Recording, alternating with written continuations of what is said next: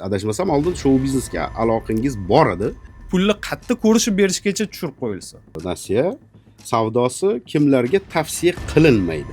Matizga odamlar chiqisi kelmayapti deyapti. Nasiya savdodagi xatolar haqida-chi? O'zi oyiga 5 million so'm topadi, 7 million so'mlik to'lovli mashina olmasin. Xalq bilan nasiya savdo bilan shug'ullanadiganlarning orasida ko'p nizo bor.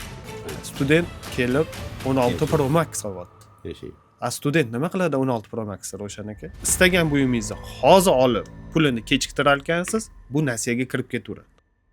Tongi suhbat juda ham taniqli tijoratchi, Instagramda hozir juda ham aktiv, foydali ma'lumotlarni xalqqa ulashayotgan Bekzod Akramov tashrif buyurganlar. Assalomu alaykum. Va alaykum assalom. Assalomu alaykum Roshan aka. Va alaykum assalom. Xush kelibsiz Bekzod. Eskidan tanishmiz, ancha yildan beri tanishmiz. Hattoki sanlab gapira olaman, chunki ukam qatorida. Lekin hozir oxirgi kuzatuvlarim bo'yicha yangidan ixtiro qildim Bekzodni va meni xursand qilyapti. Bugungi suhbatimiz ko'pchilikka foydali bo'ladi, manfaatli bo'ladi. Rahmat kattakon. Men ham shuni tushunib bilib keldim. Sababi radioni ko'pincha avtoulovni boshqaradiganlar doimiy eshitishadi. Shuning uchun juda ham ularga manfaatli bo'ladi deb o'ylayman Roshan aka. To'g'ri. Taniqli ijodkor desak ham bo'ladi. Har qalay hozir Instagramda ijodni boshladi, lekin taniqli tijoratchi, ko'pchilik juda ham yaxshi taniydi. Bitta qo'shiqdan so'ng suhbatni boshlaymiz va sizga foydali ma'lumotlar aynan mana shu soatda, aynan mana shu to'lqinda. Efirdamiz azizlar, FM 88.4 to'lqini. Foydali suhbat, tongi suhbat. Bekzod Akramov tashrif buyurgan. Asli ismi Behzod Akramov. Juda ham hozirgi oxirgi paytda taniqli tijoratchilar qatorida nasiya savdo bo'yicha o'z fikrlari bor. Instagramda blog yurg'izyapti va bu xalqimizga foyda nuqtai nazaridan. Bekzodni tanimaganlar endi qaytadan tanishadi yoki yangidan tanishadi. Biz esa qaytadan taniymiz, ixtiro qilyapmiz. Yangi qirralari chiqyapti ukamizni. Juda ham xursandman Bekzod tashrifingizdan. Rahmat. Va o'zingizdan boshlasak, nimadan boshlangan umuman tijoratga kirib kelishingiz? Adashmasam oldin show biznesga aloqangiz bor edi. Bir necha yil faoliyat yurg'izganmiz, o'zingiz xabaringiz bor. Lekin orqa fonda bo'lganmiz. Ko'pchilik ko'rmagan kamera ortida. 2017-yil oxiri, 2018-yil boshida savdoga berildik. Ungacha shu tadbirkorchilik ham qo'shimcha qilinardi. Keyin to'liq savdoga kirildi. Shu bilan bir qatorda nasiya savdo barobar boshlangan. Savdo, naqd savdo va nasiya savdo. Mana shu 2017-18-yildan beri mutlaqo savdogar desangiz ham bo'ladi. Savdogar, tijoratchi, hozir esa o'sha influencerlar qatorida blog yurg'izilyapti. Xalqimizda nasiya savdo degan atama keng tarqalib ketganda hozir. Juda ham. Biz hozir bugun ko'proq nasiya savdo haqida gaplashamiz. Mayli. Aslida nasiya savdo qanday bo'ladi? Umumiy tushuntirib berishing iloji bo'lsa agar. Ko'pchilik hozir yo'lda tinglab ketyapti yoki tirbandlikda tinglayapti. Xo'p, Roshan aka, hammaga tushunarli bo'ladigan qilib, osonroq atamalar ishlatmasdan jaydari tilda tushuntirishga harakat qilaman. Endi yurtimizda halol nasiya savdo degan juda ham keng tarqab ketdi. Endi bu to'g'ri nasiya savdo qanaqa bo'ladi degan savolga javob beraman. To'g'ri nasiya savdo mulk olinayotgan, ya'ni nasiyaga berilayotgan mulk berayotgan insonning o'ziniki bo'lishi kerak. Ya'ni qo'shnisiniki, birovnikini sen berasan, ha, berdim deb bo'lmaydi. O'ziniki bo'lishi kerak. O'ziga o'tkazib, o'ziga sotib olib, ana undan keyin mashina bo'lsa, arendaga deymiz, kimdir vykupga deydi, kimdir uzvorishga deydi. Mana shunaqa qilib keyin mijozga beriladi. Bu birinchi sharti, demak, o'ziniki bo'lsin mulk. Ikkinchi sharti muddati aniq bo'lsin. Ya'ni 2026-yil 31-dekabr oxirgi muddati, oyiga bunchadan to'laymiz va hokazo mana shu narsa ko'rsatkichlar bo'lsin. Va oxirgisi emas, muhim sifatlaridan biri, shartlaridan biri summasi aniq bo'lsin. Ya'ni nech pul? 1 yil u necha oyda umumiy summa nech pul qilib beriladi mulkni. Mana shular bo'lsin. Narxi aniq bo'lsin. Jarimasi bo'lmasin. Endi qo'shimcha shartlari bor, uni hozir sanashim hojati yo'q. Bu umumiy shartlar. Umumiy eng muhimi shu. Xalq tushunib olishi uchun. Agarda mana hozir arendaga mashina olmoqchi bo'lganlar yoki arendaga haydayotganlar bo'lsa, bilsinki, agarda 1 yilga to'lasang bu mashinani 5000, 2 yilga to'lasang 6000. 1 yilda olib kelib bera olsang 5000 beraverasan, 2 yilda bo'lsa 6000 berasan. Ketur degan bo'lsa, u noto'g'ri bo'ladi. Ana. Aniq muddati bo'lishi kerak Ravshan aka. 1 kun, 10 kun, 1 oy o'tishi mumkin. Hamma issiqjon xato qiladi, vaqtida bo'lmay qolish mumkin, ish o'xshamay qolish. Lekin savdo qilayotgan paytda mashinani aniq summasi, aniq datasi, hamma narsa aniq bo'lishi kerak. Noma'lumgarchilik bo'lishi kerak emas. Nasiya savdochi va nasiyaga olayotgan oluvchi bu borada o'sha roli juda ham katta va labzi juda ham katta. Ya'ni so'zlari juda ham katta rol o'ynaydi. O'sha aniqlik deyilgan. Juda ham. Aniqlik. Endi bu yerda so'z insonmiz, unutuvchimiz doim qog'ozga tushirilsin. Ha. Chislo, summa, hammasi. Hattoki pulni qayerda ko'rishib berishgacha tushirib qo'yilsin. Ha. Sizni uyingiz qulaymi? Meni uyim qulaymi? Kelishib olsin. Keyin sansalar bo'lib yurmaydi. Dogovor deyiladi zamonaviy tilda. Xo'p, kimlarga tavsiya qilinadi nasiya savdosi, kimlarga tavsiya qilinmaydi? Xo'p. Tavsiya qilinadigan insonlar nimaiki olsa, ya'ni o'sha nasiyaga mashina olsa, o'sha mashinani ortidan pul topsin iloji bo'lsa. Ha. Iloji bo'lsa. Endi bu tavsiya shart qilib qo'ya olmaymiz. Sababi hozirgi ustozlar aytishyaptiki, aksariyat havasga qilmasin. Deylik, Matizi bor edi, havasga Spark olmasin. Matizi bilan ishi bitib turibdimi? Havasga olmasin. Zarurat bo'lyapti. Deylik, hozirgi yurtimizda taksistchilarga juda ham mashhur, Matizga odamlar chiqisi kelmayapti deyapti. Ha. Ana shunaqa holatda endi zarurat paydo bo'ldimi? Bo'ldi. Yoki bagajli mashinaga zarurat bo'lib qolishi mumkin. Komfort tarifi bor hozir, biznes tarifi bor. Taksi nuqtai nazaridan aytyapsiz. Taksi nuqtai nazaridan. Endi u uzoqni yaqin qilish va hokazolar ham zaruratga kiradi. Unda imkoniyatga qarab ish qilsin. O'zi oyiga 5 million so'm topadi, 7 million so'mlik to'lovli mashina olmasin. 5 million so'm topsa nech pul to'la oladi? O'shani hisobidan kelib chiqib olsin. Mana shu yerda mijozlarning ham xatosi bor. Ishontiradi, nasiya savdoga beruvchi insonni, men to'la olayman deydi. Aslida uni imkoniyat etmaydi. Haligi tavakkal qildim degan so'z bor-ku mashhur bizda. Tavakkal qilinadi har doim. Avval sababi qilinadi. Lekin hisobini olish kerak deydi. Ha, sababi nima bu yerda? Hisobini olamiz, reja qilamiz, ana undan keyin tavakkal qilamiz. Oylik daromadingiz shaxsan o'zimda bo'lgan bunaqa voqea o'tgan yili. Oylik daromadingiz mavhum. Lekin ishontirasiz. Shunaqa. O'zingizni birinchi ishontirasizda, keyin o'sha sizga sotayotgan odamni ishontirishingiz mumkin. Xo'p, tavsiya qilinadiganlar kim? Tavsiya qiladiganini ham sanab o'tib ketdim. Ehtiyoji, zarurati bo'ladigan insonlar. Bunda hozir ommaviy tushuntirdim, taksist olishi mumkin.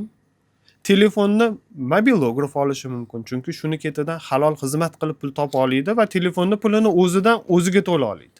Demak, o'sha siz olayotgan nasiya savdo uchun olayotgan narsangiz, umuman kerakli anjomingiz sizga foyda keltirishi kerak. Ham moddiy foyda keltirishi kerak, u pul keltirsin deyapsiz. Bu tavsiya. Ustozlarimiz qilayotgan tavsiya. Lekin siz nimaiki istasangiz, hozir mana shu narsa, deylik, telefon. Любой buyum bo'lsin, istagan buyumingizni hozir olib, pulini kechiktirar ekansiz, bu nasiyaga kirib ketaveradi. Lekin ustozlar tavsiya qilishadiki, to'xta, shuni olishga shoshilma. Senga bu savol ber birinchi o'zingga. Zarurati bormi? Zarurati yo'qmi? Mashina misolida tushuntirib berdim. Siz tijoratchi sifatida hozir fikrlayapsiz-da, oddiy xalq sifatida fikrlasangiz menimcha yana ham osonroq bo'ladi meni nazarimda. Chunki o'sha siz sotib olgan narsa foyda keltirsin va u o'sha sizni oylik to'lovingizni, nasiya savdoga olgan anjomingizni, buyumingizni, texnikangizni to'ldirsin, qoplasin deyapsiz. Tijoratchisiz, shuning uchun. Ha, agarda shunaqa tavsiya bermasak, student kelib 16 Pro Max olyapti. Yashang. Student nima qiladi 16 Pro Max Ravshan aka? 11 ham ishlaydi. X ham ishlayapti hali ham. Hali ham atrofimizda X ishlatadiganlar bor. O'zini do'stlarimiz aytdi, Bekzod uyalmaysanmi? Men hali ham X tutyapman. Sen telefon o'zing olib kelib sotadigan bo'lsang. deydi. Baraka topkir ishlayaptimi? Ha, ishlatur. Agar imkoniyating bo'lmay qolsa, shu buzilib qolsa, keyin men undan ko'ra senga sovg'a qilay o'sha telefonni deyman. Lekin imkoniyating bo'lmay turib 16 Pro Max mendan olmagin deb oylik to'lovini qila olmay, sen meni qiynama, men senga yomon ko'rinmay pul so'rab. To'g'ri fikr. To'g'ri fikr. Savollarim juda ham ko'p. Men tushunmagan narsalar juda ham ko'p. Nasiya savdo bu biz uchun yangi yo'nalish hisoblanadi. Aslida asrlar davomida qilingan muomala, munosabat-ku, lekin yangilik hisoblanadi. Xo'sh, nasiya savdodagi xatolar haqida-chi? Xo'p, birinchi gapingizga bitta fikr bildirib ketaman. To'ppa-to'g'ri aytdingiz, nasiya savdo asrlar davomida. Bu bizni bilganimiz, bizning qadriyatimizga ko'ra 14-15 asrdan beri bor. Faqat bizni yurtimizda oxirgi 2-3 yil ichida juda ham oson va takliflari, reklamalari jozibador bo'lib ketdi. Shuni hisobiga bu oson erishiladigan xizmat bo'lib qoldi. O'ylamasdan, chamalamasdan foydalanuvchilar ko'payib, haligi nasiya savdo bilan shug'ullanuvchi insonlarga ham yomon ko'rinib, ba'zi bir hamkasblarimizga nohaqliklar qilib, shunda xalq bilan nasiya savdo bilan shug'ullanadiganlarning orasida ko'p nizo bo'lib ketdi. Agarda Instagramlarni, har xil reklamalarni ko'rsangiz, kommentariyada noinsoflar degan juda ko'p ko'radi. Va achinib ketaman. Kasbimdan achinib ketaman. Sababi hozirgi bergan savolingiz. Nima xatoliklar bor? Birinchi sanaganimdagi shartlar bor edi-ku, Ravshan aka. Muddati aniq bo'lsin. Muddati aniq bo'lsin deydi-da, 12 oy deydi. Xo'p, bugun hozir sentyabr oyidamiz. 12 oy desam, siz keyingi yil qaysi oyini tushunasiz? Sentyabr, avgust bo'ladi aslida. Ana. O'shaning uchun aytayapmanki, oxirgi chislo, kuni, oyi, yilini aniq qilinsin. Endi buni bekzod etmayapti. O'zi aslida qoidasi shunaqa. Aslida qoidasi shunaqa. Keyin kelishayotgan paytda mana hozir ko'p taksistlarni arendaga olgan odamlarni og'irini aytaman. To'la olmay qolsa, kelishuvdan tashqari mashinani olib qo'yadiganlar ham bor. Yashang. Bor bunaqa. Juda ham ko'p. 95%. Yo'q, endi foizda bo'lmaylik. Uni biz sanab ko'rmaganmiz-da, Ravshan aka. Bormi bor? Ko'pmi ko'p? Ha. Lekin halol kasbiga insof bilan ishlayotganlar ham bor. Men vijdonan aytaman, maqtanish bo'lmasin, shunga harakat qilayotgan insonlardan bittasi. Xo'p. Endi muddati kelmagan, ozgina qarzdorlik surilib turibdi, to'lagan pulni uxlatib yorib, mashinani olib qo'yayotganlar bor. Shunaqalar bo'lmasligi uchun shartnoma tuzilsin. Qanaqa holatda mashina nima qilinadi? Endi o'zi odatda mashhur ikkita yo'l bor. Bittasi to'g'ri, bittasi noto'g'ri. To'g'risini aytaman. Etsin, ikkalasi kelishsin. Agarda men 3 oyda to'la olmasam, men roziman. Ikkalamiz bozorga chiqamiz, shu mashinani sotamiz. Qarzimni yopaman, ortganini menga berasiz. Juda ham eng adolatli va to'g'ri asli yechim shu. Ustozlardan ham so'raganimizda, kitoblarda ham xuddi shu keltiriladi. Xo'p, endi ko'p nasiya savdo bilan shug'ullanuvchilar boshlang'ich to'lovga deylik 30 million so'm oldim, oyiga 3 million so'm to'laysiz. Agarda 6 oy to'la olmay qolsangiz yoki 3 oydan keyin to'la olmay qolsangiz, men sizga boshlang'ich 30 millioningizni qaytarib beraman. To'la olmagan oyingizga suxoy sifatida, ijara sifatida 3 millionni olib qolaman. Bo'ldi, siz bilan rashyotmiz deydi. Va o'shanga tushunmagan odam rozi bo'lib olib ketib qolyapti. Bu necha yildan beri bor. Va men necha yildan beri bu noto'g'ri savdoligini gapirib kelaman. Sababi savdo bitta bo'ladi. Ravshan aka, men bu naushnik sizga sotaman. Hozir pulini inningga berasiz. Bera olmasangiz 100 ming so'mga sotaman, bera olmasangiz 10 ming so'm ijaraga beraman. Bu yerda ham ikkita shart bo'lyapti. Ijaraga beryapmanmi? Sotyapmanmi? Bittasi tanlanish kerak. Doim. Ikki xillik bo'lish kerak emas, variant bo'lish kerak emas. Tushundingizmi? Muddat o'tdi, to'la olmayapti. O'sha muddatni qo'yib qo'ysin. 3 oy to'la olmasang, Mashinani olib chiqamiz, sotamiz, qarzing undiriladi, o'zingni xohishing bilan. Ortganini olib ketasan. Hozir aytganimdagi ijara qilib hisoblab olib qolish mumkin emas. Oldindan kelishib. Yoki to'lagan pulini mashinaga shikast yetmagan bo'lsa ham, uxlatib yuboradiganlar bor. Siz ham guvohi bo'lgansiz menimcha. Tanishlarimizda. U ham mumkin emas. Pul beruvchini puli qaytish kerak, mol beruvchini moli qaytish kerak. Agarda mol savdo buzilsa, endi bir taraflama buziladigan shartnoma emas bu. Yashang. Shartnoma odatda ikki taraflama buziladi. Endi ba'zi bir holatda bor bir taraflama buziladigan, lekin bu u turga kirmaydi. Tushunarli gapirishga harakat qilaman, maksimalni, soddaroq. Endi bu men uchun tushunarli, tinglovchilarimiz tushunyaptimi, tushunmayaptimi buni aniqlashtirib olish imkoniyati. Qanaqadir feedback olsak bo'ladi. Feedback olsak bo'ladi. Radio Tempo FM Telegram manzilimiz bor, bemalol bizga murojaat qilishingiz mumkin. Qanaqadir savol bo'lsa ham yo'llashsin. Juda ham kerakli ma'lumotlar va umuman kerakli mavzu ochildi. Aynan mana shu mavzuda suhbatni davom ettiramiz. Bekzod Akramov, tijoratchi, nasiya savdoda ilmi bor inson. Savollarimizga bugun to'liq javob berishga harakat qiladilar. Vaqtni chegarasi bor-ku, lekin imkon darajasida maksimal darajada suhbatni davom ettiramiz. Musiqa menimcha hozirchalik darkor emas. Xalqni eng norozi qilayotgan holatlar qaysi biri? Eng norozi qilayotgan narsalarni sanab berishga harakat qilaman. Nasiya savdoni xizmatini qo'yilayotgan ustiga puli. Xo'p. Oddiyroq tushuntirib berishga harakat qilaman. Nasiya savdoda ham foiz bor-ku deyishyapti. Foiz. Unda ham bor, nasiya savdoda ham bor. Lekin nasiya savdoda kerak bo'lsa qimmatroq deyishyapti. Xo'p. Demak, birinchi savol foiz. Foiz bu sodda xalqimiz, iltimos, tushunib olaylik, bu kalkulyatordagi bitta knopka. O'shani ismi foiz. Agarda magazinchi sotayotgan mahsulotiga 20% ustiga foyda qo'yib sotsa, u foizchi bo'lmaydi. Nasiya savdo bilan shug'ullanuvchi o'zini tovarini xohlasa 100 ming so'mga sotadi, xohlasa 1 million so'mga sotadi. U savdogar. U savdogar.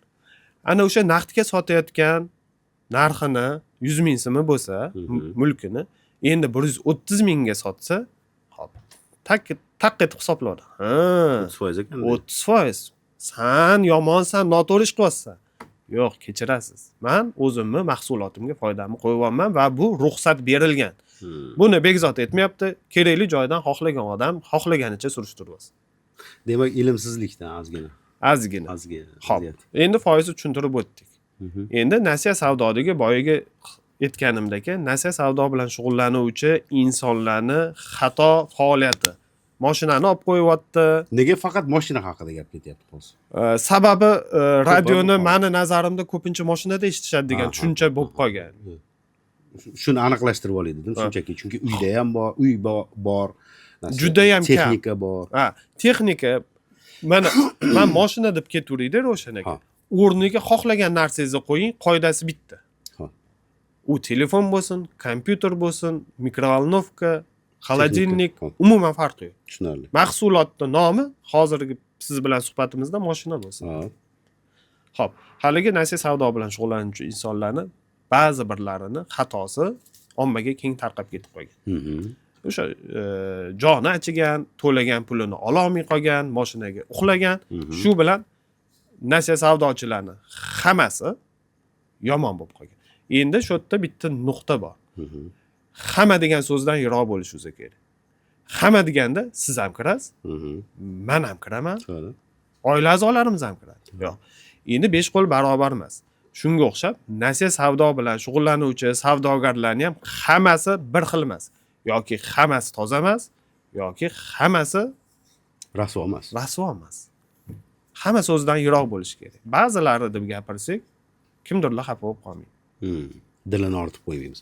Endi tijoratda juda ham ko'p uchratgansiz va oxirgi 7-8 yil mobaynida aynan mana shu soha bilan mukammal shug'ullanishga boshladingiz. Ilmini olishga harakat qilyapsiz, bilimini o'shani xalqqa yetkazishga harakat qilyapsiz. Bu yo'nalishni rivojlanishiga sabab nima o'zi aslida? Qarang, aytdim-ku, o'zi bu nasiya savdo bir necha asrlardan bor. Bizda ommalashdi. Oldin hech kim qarzga hech narsa olmagan, berilmagan ham hatto. Avval faqatgina kredit bor edi, lizing bor edi. Ana undan keyin mana islohotlardan keyin nasiya savdo bilan ham shug'ullanishni boshladi. Yo'q, bor edi. Nasiya savdochilar 20 yilliklarni taniyman, arendaga beruvchilarni. Ular endi tanish bilishlarga berib yurishgan. Endi biza bemalol reklama qila olamiz, nasiya savdodir. Ommaviy. Bu ham bir bizadagi bo'layotgan islohotlarning sababi. Rahmat aytamiz. Chunki doim analog, raqobat, taklif ko'p bo'lgan joyda narxlar tushadi vaqti bilan. To'g'ri. Raqobat juda zo'r narsa. Misol uchun nasiya savdo kredit bilan raqobat qilyapti. Kredit lizing bilan qilyapti. Bu vaqti bilan o'z samarasini beradi. Beryapti ham. Misol uchun hozir biz ham o'ylab chiqyapmiz proyekt nasiya savdoni narxini qanaqa qilib tushirishimiz mumkin. Shuni o'ylab chiqyapmiz. Demak, bizga kerak bo'lyapti raqobat tufayli. Xo'p, nimaga rivojlandi desak, sabablari shu. Nasiya savdo masalasi bo'yicha bu 1 soatning ichida yoki hattoki 2 soatning ichida ham tushuntirib bo'lmaydi. Shuning uchun bo'lib fikrlaringizni aynan hozir ijtimoiy tarmoqlarda, umuman internet orqali, qolaversa mana bugun radio to'lqin orqali yetkazishga harakat qilyapsiz. Nasiya savdo haqida umumiy tushunchani oldik. Agar to'ldirilish kerak bo'ladiganlari bo'lsa, to'ldirishingiz mumkin, chunki sekin shaxsiyatingizga o'tadigan bir joyim bor hozir bana.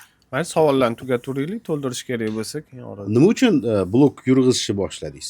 Klientingiz masalan, oluvchilaringiz kamayib ketdi. To'g'risi, meni nazarimda, bitta bu fikrimni to'ldiray. Tijoratchi o'zini reklama qilmaydi. Ko'p haqiqiy tijoratchilar blog yurg'izmaydi, o'zini reklama qilmaydi. Millionerlar va milliarderlar haqida gapiryapman. Zo'r savol berdingiz. Bu uchrab turibdi. Juda ham joyiga berdingiz, o'rnida berdingiz. Umumiy qilib bitta javob berib ketaman. Behzod Akramov sahifasiga kirsangiz, biron marta nasiya savdodan foydalaning degan targ'ibotni ko'rmaysiz. Demak, shundan javob olishingiz mumkinki, Behzod Akramov o'zini tovarlarini reklama qilmayapti. Qaytanga xalqim, akam, ukam, shoshmang. Agar sizga zarur emasmi, yonmayaptimi? Ishingiz bitib turibdimi? Yashab turibsizmi? Shuni naqdga olishga harakat qiling. Zarurat bo'lganda bemalol keling, mana Instagramda topilaman. Keling, gap bo'lishi mumkin emas. Lekin zarurat yo'qmi? 10 ta odam kelsa, 10 tasiga shu gapni aytaman. 100 ta odam kelsa, 100 tasiga shu gapni aytaman. O'sha naql bor-ku, gap bor, naqd asal. Bejizga emas-da baribir. O'zi aslida u naqd asal boshqa narsaga ishlatilgan, biz ham o'zbek xalqimizni boshqa yoqqa o'tkazib qo'ygan. Endi nima qilasiz? Hozir o'sha zarur bo'lmasa nasiyaga olmang, nima qilasiz? O'zingiz qiynab, botqoqqa tiqib degan fikrda. Shunaqa. Endi blog nimaga yurg'izyapti? Behzod Akramov degan savolingizga javob. Xalq bilan, nasiya savdo bilan shug'ullanadigan savdogarlarning o'rtasida nizo ko'payib ketdi. Yashang. Va savdogarlar, bu sohadagi savdogarlar juda ham xunuk, noto'g'ri ishlayotgan, juda ham razil insonlar sifatida ko'rinib qoldi. O'shaning uchun Behzod Akramov chiqdi, o'zini tanitishga harakat qilyapti va to'g'ri yo'l bilan ishlashni o'rgatmoqchi o'zini hamkasblariga. Behzod Akramov ham mukammal emas. Ular qilgan xatoni ham qilgan, lekin qilib o'tkazib bo'lgan. Tajribadan o'tgan. Uni o'rgangungacha nechta kitob o'qildi, nechta ustozdan so'raldi, qancha yo'qotishlar bo'ldi, pul yo'qotish bor, vaqt yo'qotish bor. Essiz deymiz-ku, lekin qadarimizda bor ekan, rozimiz. Xudoga shukr. Maqsad mana shu xatolarni yengib, shu nasiya savdoga havas qilib, bu yerda pul zo'r ekan deb o'ylab kirayotgan yangi savdogarlarga shoshilma. Rostdan ham pul zo'rmi? Yomon demayman. Lekin yo'qotishlar ham ko'p. Yo'qotishlar ko'p bo'lgani uchun ham nasiya savdoni stavkasi tushmayapti. Ana o'sha yo'qotishlar kamayishi uchun kerak emas, to'lolsa to'lolmaydigan mijozlarni yo'qotishimiz kerak. 100% hamma to'lashni boshlasa, stavka aniq tushadi. Hozirgi stavkalarda narx nazarda hech kim tan olmasa ham, men aytaman, yo'qotilishlar qo'shilib qo'yilganda. Qattandir pulini chiqarish kerak u savdogar. Chunki har bitta ishlab chiqarish bo'lsin, savdo bo'lsin, iloji yo'q. Yo'qotish bo'ladi. Zavodda ishlab chiqarish bo'lsa ham, birak uchun 3%, 5% ajratadi. O'shanga o'xshab nasiya savdo bilan ish qiladigan savdogarlarda ham 3% emas-da endi. U yuqoriroq bo'ladi. Ana o'shaning uchun ham foyda qo'yilishi kattaroq bo'lib qolgan. Endi buning uchun balansni ushlashimiz kerak. Bezod Akramov chiqyapti. O'rtoqlar, kerak emas olib tashamanglar, iltimos. Kerakini zararlanib olishga harakat qilinglar va imkoniyatingizdan kelib chiqib olinglar deb gapiryapti. Har xil ma'noda gapiryapti. Shu bilan bir tarafdan hamkasblariga, o'rtoq, bunaqa bo'lmaydi, mashina olib qo'yilmaydi. Bunaqa ish qilinmaydi. Noto'g'ri ish qilyapsan. Sen xalqqa negativini uyg'otyapsan. O'zingni yig'ishtirib ol. O'zingni yig'ishtira olmasang, men tinch qo'ymayman. Hozir shunchaki umumiy gapiryapman, ertaga ism gapirishni boshlayman. Maqsad, Maqsad nasiya savdo madaniyatini shakllantirish. Savdosi bo'lmayapti emas. Savdo bor, lekin buni kimdir isloh qilish kerak. Bironta inson tanimayman, bitta blok yurg'izayotgan nasiya savdo bo'yicha. Bitta inson topuvdim, ular ham 4,5 oy oldin vafot etib ketgan ekan. Bilmaganman. Hozir men bilmayman. Bo'lsa, menga aloqaga chiqsin, billalashib ish qilaylik. Juda ham xursand bo'laman. Bu nasiya savdo masalasi deyarli qaltisga aylanyapti-da. Juda savdo. Chunki bu savdo. Nasiya so'zini olib turamizda, savdo haqida masalan agar fikrlaydigan bo'lsak, o'sha savdoda noto'g'ri garchiliklar juda ham ko'p. O'sha mumkin emas degan narsalar bor. Tarozdan urush deymiz, eski paytlarni aytadigan bo'lsak, birovni haqqiga tajovuz qilish deymiz masalanda.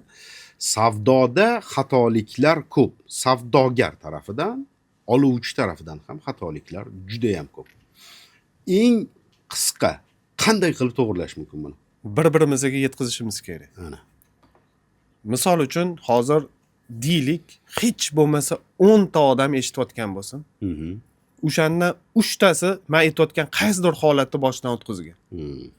Kimdir mashinasiga uxlab ketgan, kimdir mana endi nasiya savdoga mashina olmoqchi. Agarda men aytayotgan narsalar topilmasa, etdan ketsin. Mahsulot o'zingnikimi? Hozir topamiz. Bo'ldi, top o'zingniki qilib olgin, keyin gaplashamiz. Birinchisi. Ikkinchisi, bo'ldi, qancha qilib berasan? Buncha qilib beraman. Ma'qulmi narx? Bo'ldi. Narxini kelch. Muddat qanaqa? Oyiga qanchadan to'layman? Oyiga bunchadan. Oxirgi muddat qachon? Ma'minda. Pulni qatga olib kelib bering, yo o'zing uyimdan olib ketasan. Oyma-oy kechiktirsam jarima bormi? Yo'q, jarima bo'lishi mumkin emas. Agarda 3 oy to'la olmasam nima bo'ladi? Hammasini kelishsin. Agar 3 oy to'la olmasang, boshidagi shapkangni qaytaraman, ijara sifatida anu mashinani haydagan bo'lasan, oylik to'loving ketdi dedimi, etdan ketsin. Arendaga beruvchi insonlar meni eshitayotgan bo'lsa, sahifam ochiq. Directga chiqsin, nomerini tashlasin. Kerak bo'lsa battle qilaman. Tushuntirib beraman. Endi yana bitta savol tug'ildi-da, qarang. Mana shunday savdolar ustida ekspert sifatida ishtirok etganmisiz yoki ishtirokka chaqirishsa ishtirok etasizmi? Ya'ni savdo to'g'ri tuzilyaptimi yo'qmi? Masalan, aytaylik, Abdusattor Abdulla bilan savdo qilmoqchi. Abdusattor nasiya savdochi, Abdulloh olmoqchi. Siz ekspert sifatida hech taklif qilishdimi? Shu yerda to'g'ri qilyapmizmi, noto'g'ri qilyapmizmi deb?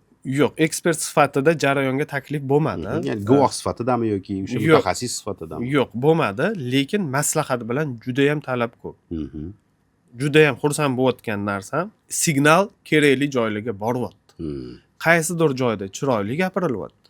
Qaysidir joyda juda ham qo'pol gapiryapti. Nimaga? Ba'zi bir, hamma emas, savdogarlar jaydari bo'ladi. Ular bilan hurmatli savdogarlar, deyolmaysiz. Biz bunaqa qilishimiz mumkin emas, deyishimiz noto'g'ri. Voy, baraka topkur deb gapirishimiz kerak. Ana shunaqa qilib gapirganimizda kerakli joylarga yetib borganlari bo'ldi. Tushunmovchiliklar chiqqani bo'ldi. Ko'rishganimiz bo'ldi. Urushganimiz bo'lmadi. Urushmaylik. Savdoda urush bo'lmaydi. Savdoda ko'pincha o'zi aytishadi-yu, bozordagilar xafa bo'lishmasin, shunchaki bu misol sifatida bozorda ikkita jinni bo'ladi. Bittasi sotuvchi, bittasi oluvchi deyiladi. Hazil Bu de. hazil sifatida aytiladigan narsa. Xullas fikrlarimiz juda ham ko'p. Hozir bitta musiqa taqdim etiladi. Keyin yana boshqa savollarim ham bor. Aynan nasiya savdo masalasi bo'yicha, umuman shaxsiyat masalasi bo'yicha va ekspert sifatida sizga beradigan savollarim bor. O'zimni savollarim juda ham ko'p. Misol tariqasida bir vaziyatni yechimini xohlayapman. Xo'p. O'sha boyagi mashina masalasi. Xo'p. Qilmasin, kerak emas, bo'ldi, kerak emas degan narsalarni ko'p aytdingiz. Ya'ni chiqib ketsin, o'sha yerdan ketsin, ya'ni u kelishuvdan, u do'g'ridan ketsin deb fikr bildiryapsiz. Aniq aytaman. 25 oyga savdolashdi. Mashina 25 oyga savdolashildi, narx kelishildi, aniq kelishildi. Taxminan 6 oydan keyin mashinasini sotgan odam aynishni boshladi. Ya'ni nasiyaga bergan inson. Ha, nasiyaga mashinasini sotgan odam aynishni boshladi. Yo'q, men mulkimni qaytarib olar ekanman, chunki siz 3 oy mobaynida pulni bermadingiz, men qaytarib olaman. Yana o'sha boshidagi fikringizga qaytamiz-da. Va u 3 oy yoki 4 oy to'lab yurgan avtomobilni olgan odam. Savdo buzildi. Kim haq, kim nohaq? Yo'q, endi bitta sudyalik qila olmayman. Endi nasiya savdo qonunlariga ko'ra savdo paytini ko'rib chiqish kerak. Agarda sizga mashinani sotgan bo'lsa, mashinani sotganida nasiya savdoni bitta qoidasi bor. Hamma biladi. Kimki nasiyaga narsa olar ekan, mulk uni hukmiga o'tadi. Uniki hisoblanadi. Bergan odamga qarzdor bo'ladi. Pul qarz bo'ladi. Tushunyapsiz, Ravshan aka? Mashinani siz olgan bo'lsangiz mendan nasiyaga, Tushundim.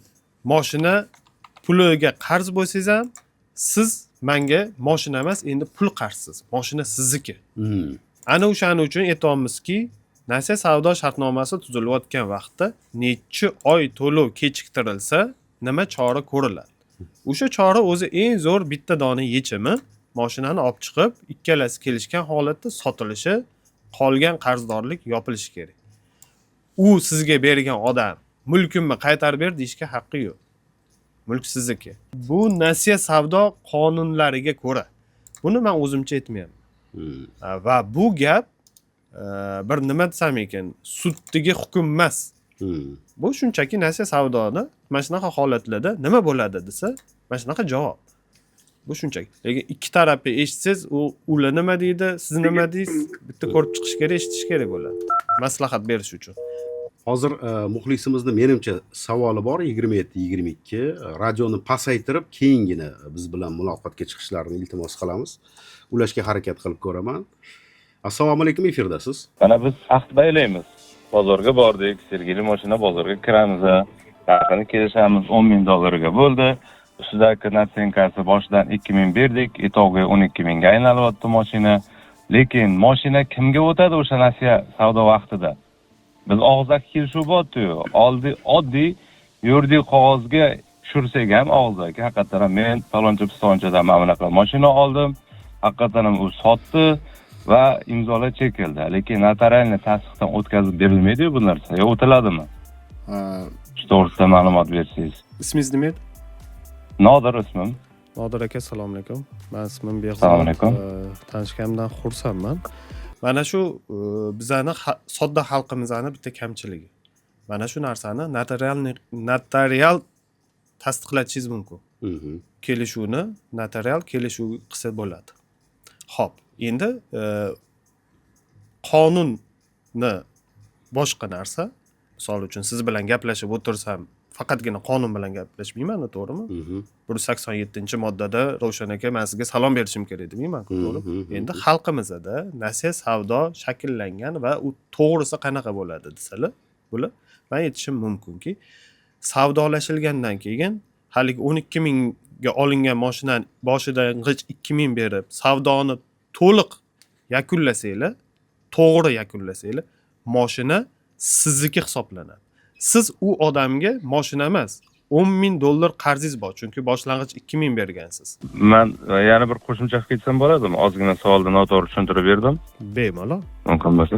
Xo'p, ya'ni mashinani biz to'liq to'laganimizdan keyin mani nomimga rasmiylashtirib beriladi. Ya'ni yuridik egasi men bo'lib qolaman o'sha mashinani. Kelinki 100 raqamli mashina menga o'tadi. To'liq summasini yopganimdan keyin. Lekin ungacha bo'lgan hisob-kitob, karakaralar, kunma-kunligi bu notarialni zaverit qiladigan notariuslar qilib bermaydi bu masala bo'yicha. Ya'ni kechirasiz shartnoma bo'lib qoladi. Ha. Qarz shartnoma bo'lib qoladi. To'ppa-to'g'ri. O'shani endi agarda haqiqiy nomini aytadigan bo'lsak, bu qonuniy taraflama qarz shartnoma bo'ladi. Siz dogovor tuzasiz.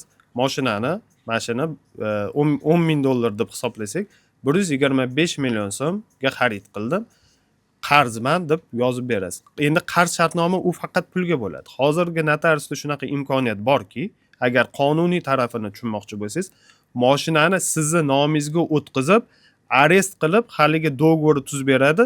Agarda o'rtada kelishmovchiliklar bo'lsa, sud orqali hal qilasizlar. Tushunarli.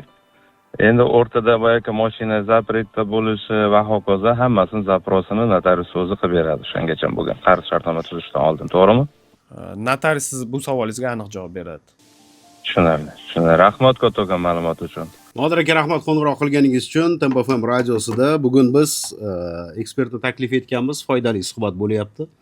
Nasiya savdo haqida suhbatlashyapmiz va umuman savdo haqida suhbatlashyapmiz. Boyagi masalani ham yechdik. Endi yechilayotgan va yechilmayotgan masalalar ko'p oldimizda, lekin muvaffaqiyat yo'lidamiz, ko'rinib turibdi. Internet orqali o'sha hozir ommaga mashhur bo'lgan Instagram orqali rosa ham ko'p o'sha fikrlarni, darslarni o'tishga harakat qilyapmiz. Shogirdlar chiqarishga ulgurdingizmi? Shogirdlar bormi? Ya shogirdlarimiz avvaldan bor. Umumiy ani kuni o'tirib prodyuserimiz bordi. Instagram yurg'izadigan Ravshan aka. Endi men o'zim bu Instagramni juda ham zo'r tushunmaganligim uchun jamoa ishlaydi. O'shanda so'rashdi, shogirdingiz nechta? Hozir shu yonimda yurganimi? Desam, yo'q, umuman shu faoliyatni yurg'izib o'tirib erimni sanab chiqishga harakat qildim. 50 tadan oshgandan keyin 50 tadan oshdi desam bo'ldi, yetadi deb keyin 50 plus qilib Instagramga yozib qo'ydim. Tushunarli. 67-78 ni ham savollari bor. Hozir tanishib olamiz. Assalomu alaykum, efirdasiz. Va alaykum assalom. Assalomu alaykum. Va alaykum assalom. Ismingiz? Qanibekmanda. Qanibek aka, savolingiz bo'lsa, Bekzod Akramov shu yerda nasiya savdo masalasi bo'yicha aniqlik kirityapmiz. Mening aytmoqchi bo'layotgan narsam, savolim yo'q. Yaxshi mavzuni ko'taribsizlar. Bu borada juda ko'p janjallar bo'lyapti. Kelishmovchiliklar bo'lyapti. Mana shunaqa maslahatlarni berib turdilar. Zora haligi bilmaydigan odamlar bilsa, lekin bu narsa oddiy holda birovdan mashina oldingizmi, daverens beradi. Daverens bu yuridik dokument. Keyin qolgan pulini aytaylik yarmini berdingiz, yarmini berolmay qolgan bo'lsangiz, eshitishni boshdan eshitolmay qoldim, lekin boya bittasi aytdi, mashinani hozirga olib chiqib sotib hal qilinadi deb. Eng shunaqa bo'ladi, o'zi ko'p ko'rganmiz bunaqa holatlarni. Shuning uchun aytmoqchi bo'layotganim shunaqa bir xalqqa foydali maslahatlar, yuridik maslahatlar, shunaqa narsalarni olib chiqib tursalaring yaxshi bo'lardi. Lekin bu birinchidan mashina bergan odamning vijdoniga havola. Bu bir ablah, haligidek nima bo'lsa, juda problemasi katta bo'ladi, uni ko'rganmiz. Rahmat. Munosabat uchun rahmat. Qanibek aka har doimgidek bizni har doim tinglaydilar, fikrlarini bildiradilar. Munosabatlar hozirgi masalan bugungi mavzumizga ham chiroyli munosabat bo'ldi. 6 minutga ham 10 bo'lyapti soat. Qarang vaqt o'tib ketishini. Shundan ham bilsangiz bo'ladi-da, mana xalqni negativini Qanibek ham ko'rdisa, juda ham ko'p. Bunga kim aybdor? Ikki taraf ham bir toza deb olmayman. Ikki tarafda ham xatoliklar bor. Pulini hisoblamasdan ovatdi odamlar, ba'zilar va ba'zi savdogarlar ko'p xato qilyapti. Nohaqliklar qilib qo'yapti. O'shaning uchun kelinglar, billalashaylik. Yana kim bor mana shunaqa chiqib gapiryotgan? Kelinglar, billalashaylik va birgalashib mana shuni isloh qilaylik. O'zbekistonda yurtimizda shunaqa bo'lsinki, nasiya savdo zo'r ekan, nima qilaman men Anyoga borib? Mana men bilan olaman deydigan darajaga olib kelaylik. To'g'ri, chunki oxirgi islohotlar safarda bo'lganimdan keyin, qaytib kelganimdan keyin islohotlarni ko'rib juda ham xursand bo'ldim. Rostakasam, yangi O'zbekistonni ko'rdim. Shunaqa. Yangi Toshkentni ko'rdim. Viloyatlarga juda ko'piga emas, lekin ba'zi birlarga chiqish nasib etdi. O'sha davlat rahbariyati qilayotgan harakatlar, tavsiyalar, darslar bu o'z samarasini beryapti. Savdoda ham, Shunaqa. umuman muorif sohasida ham. Yoshlarga juda ham katta yo'llar ochilgan. Juda ham xursandmiz bundan. Aytolmagan gaplaringiz bo'lsa, aytishingiz mumkin vaqt. Yo'q, o'zi meni aytadigan gapim ko'p emas. Qolgan hammasi savollar bilan mana shu davom etadi hamma joyda.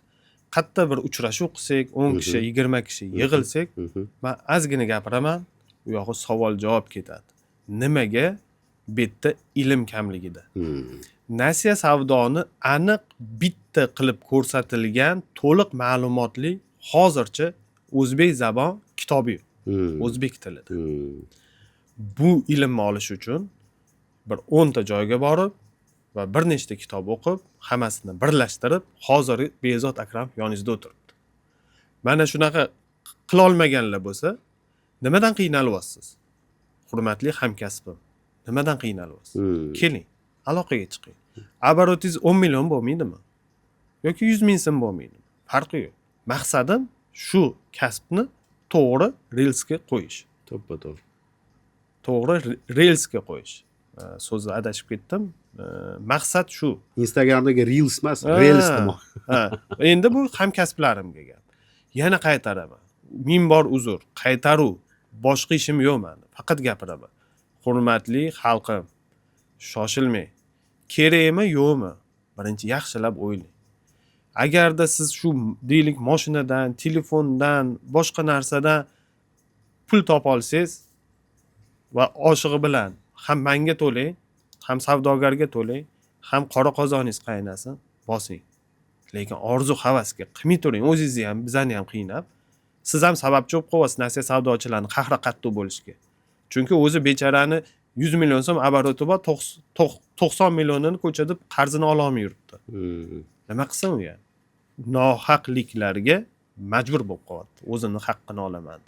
Tushunarli. Tashrif uchun rahmat. Behzod Akramov edi. Behzod Akramov edi. Rahmat. Qattiq. Ha, ma'lumot sifatida agar savolingiz bo'lsa, direktga yozishingiz mumkin bo'ladi. O'sha Instagramda elektron pochta belgisi Behzod Akramov qo'shilib yoziladi. Behzod Akramov. Chiziqcha bor tagida. Behzod pastda chiziqcha Akramov. Bemalol aloqaga chiqishingiz mumkin va o'sha bilmagan narsalaringizda bilib olish imkoniyatiga ega bo'lasiz. Xoh siz savdo bilan shug'ullaning, xoh oluvchi bo'ling. Foydali bo'ldi suhbatimiz. Rahmat tashrif uchun. Rahmat, manfaatli bo'lsin.